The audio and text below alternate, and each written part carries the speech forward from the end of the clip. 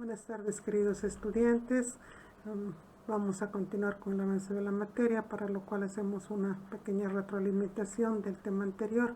El tema anterior se refería al derecho penal sustantivo, entre el cual habíamos visto definiciones tomando las características del derecho penal sustantivo. Una de las características podemos indicar la peculiaridad y la privativa de las normas contenidas en las leyes penales, la amenaza de pena, cuando decimos que es un conjunto de reglas jurídicas establecidas por el Estado que asocian al crimen como hecho y a la pena como su legítima consecuencia, definición dada por Franz von Liszt. Luego, la característica de la relación del derecho objetivo con el derecho subjetivo, y habíamos tomado la definición de Núñez, que indicaba la rama del derecho que regula la potestad pública de castigar y aplicar medidas de seguridad a los autores de infracciones punibles.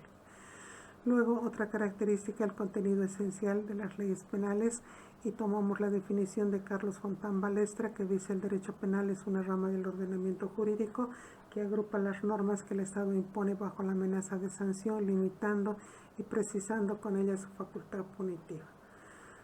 Otro aspecto que habíamos considerado fueron los caracteres del derecho penal sustantivo. El derecho penal, como toda ciencia, entonces tiene también sus caracteres, que son los siguientes: es de naturaleza normativa, es de naturaleza valorativa, es finalista, es de derecho público, es sancionador y es dogmático.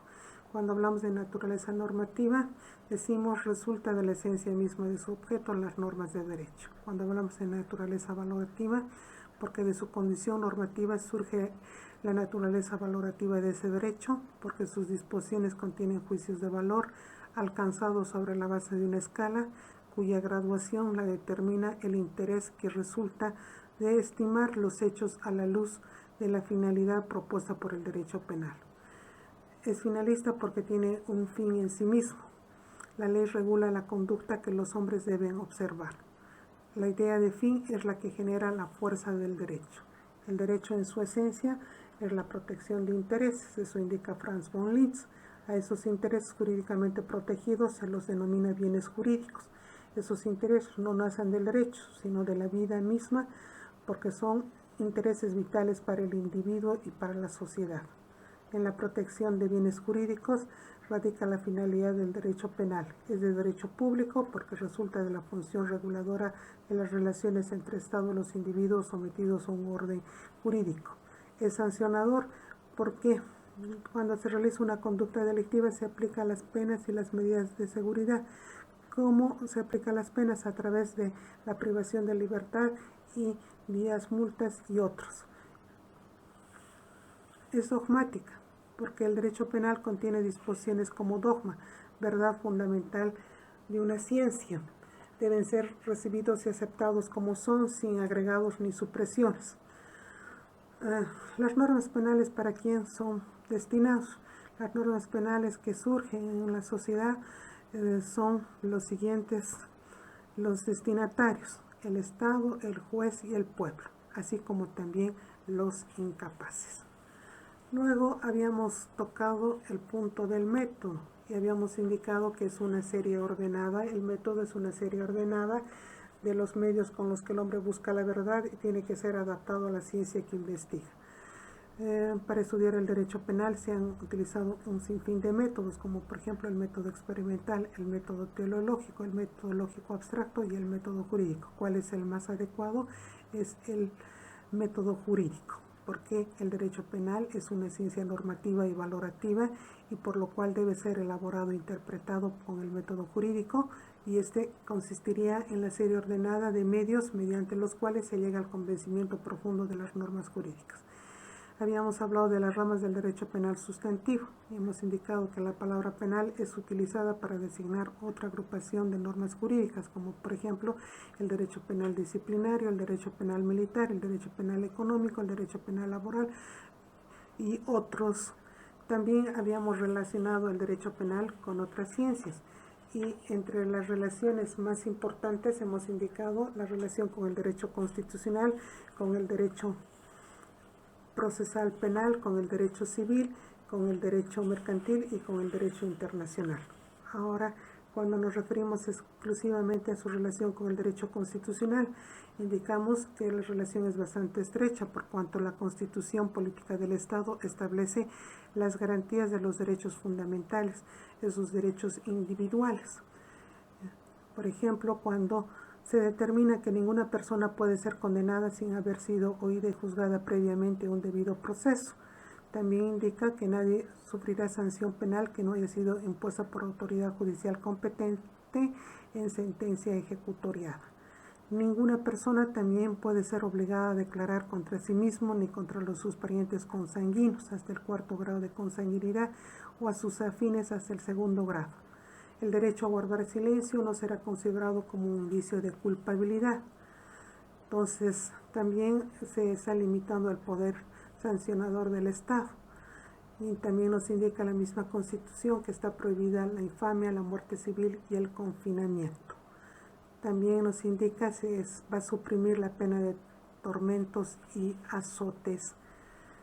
También se refiere a que los delitos de genocidio, de lesa humanidad, de traición a la patria y crímenes de guerra son imprescriptibles. Bueno, ahora también vamos a recordar la relación del derecho penal con el derecho procesal penal. El derecho procesal penal es el medio para que se efectivice el derecho penal, constituye el instrumento jurídico para que pueda aplicarse el derecho sustantivo, es decir, identificación del autor del delito y la imposición de la sanción por el mismo. Con el derecho civil, esa relación también son notorias las relaciones entre el derecho civil y el derecho penal, sí, porque ambas ramas del derecho se constituyen, si bien constituyen ambas disciplinas autónomas, pero se encuentran bastante vinculadas, no solamente porque hay temas como el de la reparación civil del daño del delito, así como otras comunes al derecho penal y civil, sino por cuanto se refiere a delitos contra la propiedad, ha de ser construido con conceptos del derecho privado. Entonces, muchas situaciones importantes que se da en esta relación del derecho civil con el derecho penal. Bueno, ahora entramos a explicar el tema de la historia del derecho penal boliviano, para lo cual vamos a tomar los siguientes aspectos, consideraciones generales. Vamos a estudiar el derecho penal boliviano en fases o etapas, como por ejemplo la etapa precolonial, la etapa colonial y la etapa republicana. Y vamos finalmente a ver las tentativas de reforma del derecho penal. Entonces, ahora indicamos que para poder estudiar el derecho penal o el derecho de sancionar en la región que hoy es Bolivia, debemos analizar primeramente una organización política, social y económica de los aymaras y quechuas, y recién podemos decir sus normas penales que habían regido en esa época. ¿Por qué? Porque hay una ausencia de testimonios escritos y de una sistemática legal. Ahora vamos explicando qué pasaba en el derecho penal aymara. La organización social de los aymaras es el ayllu o comunidad gentilicia. La fuente principal del trabajo era la tierra de propiedad colectiva. Políticamente existía una autoridad ejecutiva plural, el Consejo de Malcus o Gilacatas, existiendo a su lado los amautas, que eran encargados del culto, de la administración de justicia y de la decisión sobre estados de paz o de guerra. De este estudio político, social y económico recién podemos deducir las instrucciones penales. Debido a su organización, el pueblo aymara tenía como una jurisdicción penal la organización tribal o familia, porque ellos recurrían generalmente a la composición. Pero por el desconocimiento del dinero se usaban las especies, pactando directamente las partes. Quienes fueran los inchis eran las autoridades ejecutivas y solo intervenían en los casos más graves por la naturaleza de su trabajo. El delito más grave era el robo de productos agrícolas y del ganado lanar, que se castigaba con la pena de muerte a través del despeñamiento. También se tenía la pena de destierro, que equivalía a la muerte, pues el sancionado se consideraba en cualquier parte como enemigo, por lo que podían matarlo. También se llegó a practicar el tabú aplicable a sus templos y a sus fortalezas. Entramos a estudiar el derecho penal quechua. Cuando vamos al derecho penal quechua, indicamos que Su sistema era centralizado a través de ayllus, tenía un contenido teocrático y colectivista. Entonces decimos que era una sociedad dividida en clases impermeables. Estos tenían como máxima moral y las normas penales la trilogía Amaquella, Amasúa, Amayuya: no seas perezoso, no seas ladrón, no seas mentiroso.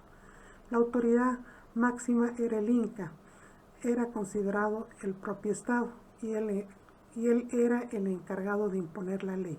Y cuando era violada la ley, aún de oficio, si el perjudicado no reclamaba, se castigaba, lo que significaba su carácter público. La responsabilidad no era individual. En varios delitos las sanciones recaían en el autor, inclusive en sus familiares, inclusive en todo el ayllus.